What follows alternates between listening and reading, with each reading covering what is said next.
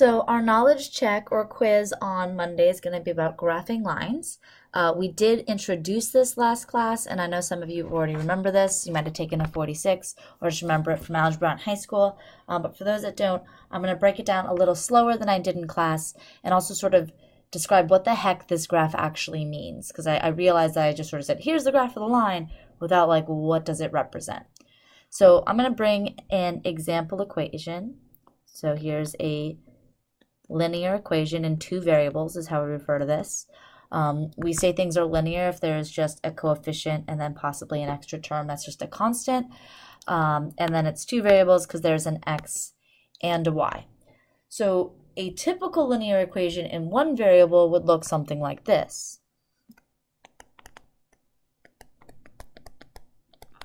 Right? Not two variables, just one, that missing x, or that x, and that x we could solve for, right? We could go ahead,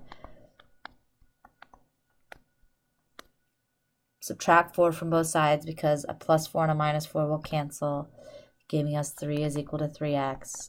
And then we can divide by that 3 because we know that coefficient is just a lazy way of writing multiplication. So we get that x is equal to 1. Right? So that's how we deal with an equation that just has one variable. In this case, we have an equation that has two variables. And that means there's a number of different things that would make this equation true. As we just saw, if y is equal to 7, well, this equation would be true if my x is equal to 1. Right? That would make this equation true. So when we graph a line, we are graphing all of the values that make this equation true. And that's why we would like to have a table to organize all those different values.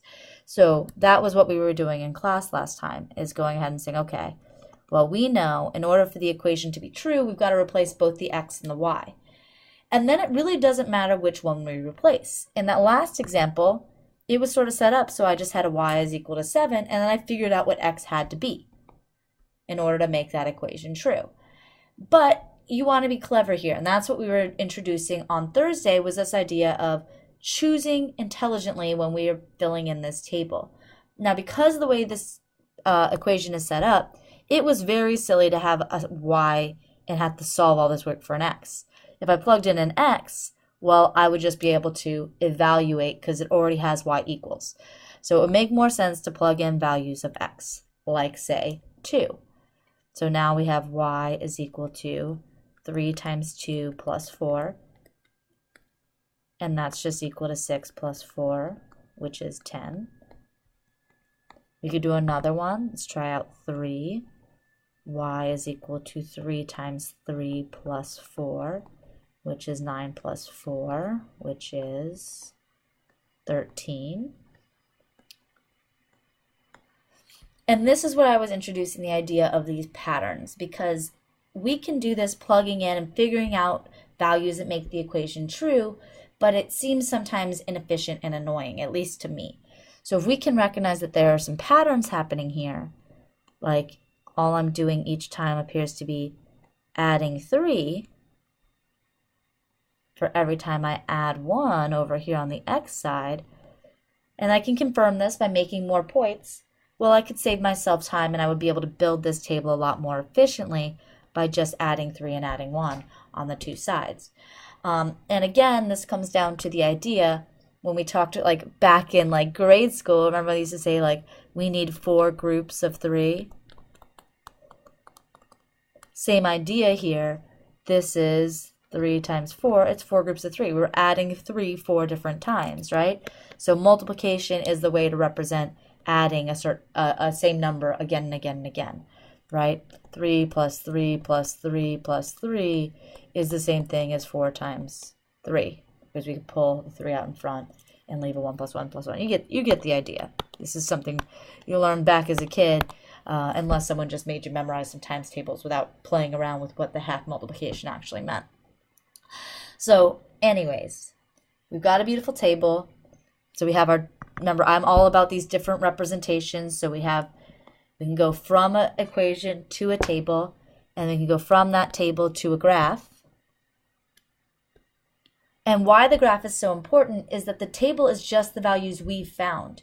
we know that I could keep plugging in numbers all day, and I could plug in decimals, I could plug in fractions.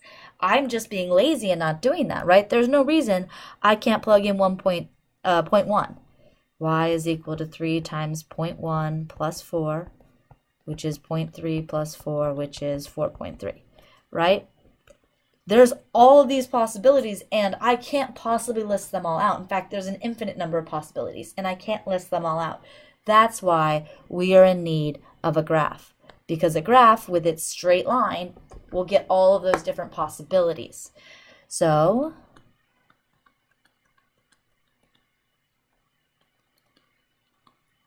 we can go ahead and plot our points. We have 1, 7. We have 2, 10.